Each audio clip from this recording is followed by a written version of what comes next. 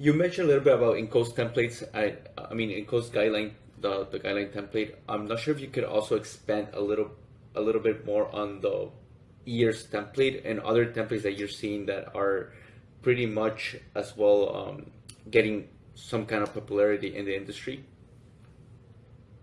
Yeah, and actually, I personally have, I would say, I flip-flopped over the years on the use of templates. I started out actually being against templates because I thought if you use templates, it's an excuse to turn your brain off. You just follow a template and you think you'll be okay, right? But I think Yeah. since then, I've actually become an advocate of templates. I think templates are good. Everyone should use templates. Um, ERS templates is probably the most common one we see. ERS, you guys probably know, your viewers may not, or your listeners may not, or both. ERS stands for Easy Authoring of Requirements Syntax. And so there is an ERS and there is an ERS Plus. It was developed, I believe, originally by Alistair Maven, who was working at Rolls-Royce at the time in the engine department, and so in aerospace.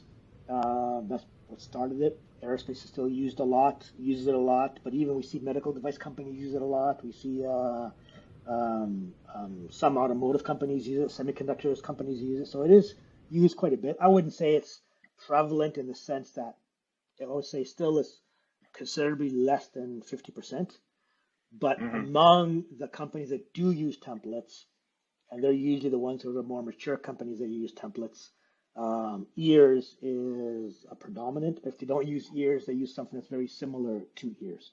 Right? And I think of 7 templates. I think there's about 5 or 7. I can't remember right now. But there are a set of templates. For example, one requirement may be a ubiquitous template. That this is a requirement that must always be true all the time, no excuses, should always be present, right? Other ones are state driven, right? If the system is in a particular state, then it must behave in this manner, right? That's Right. not ubiquitous, it's state driven.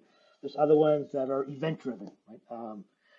You're operating, but when this event happens, you need to go down this execution path, right?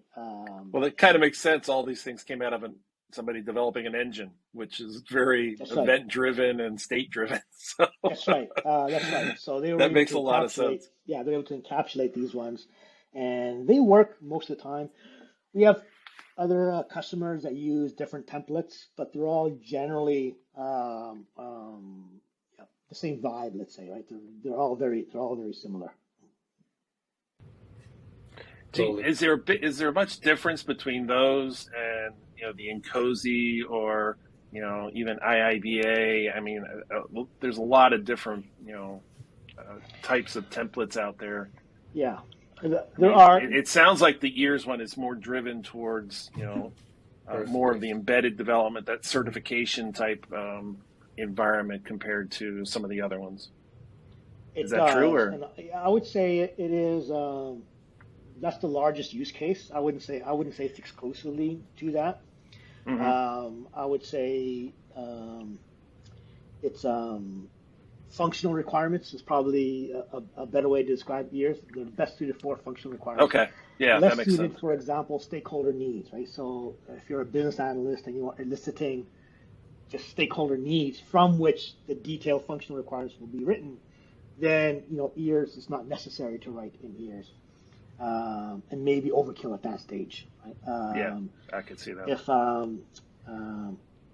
in terms of Nkosi and other standards bodies, I don't think they specify any particular template other than to say, use of a template is a good thing, and the company should have a template and a style guide that they use for the requirements, and they Okay. identify all these other characteristics that requirements should have, like atomicity, active voice instead of passive voice, and I think there's about 40 rules or so that Nkosi specifies that are Wow. the rules Okay. you should follow in order to have a good requirement. Right? Yeah.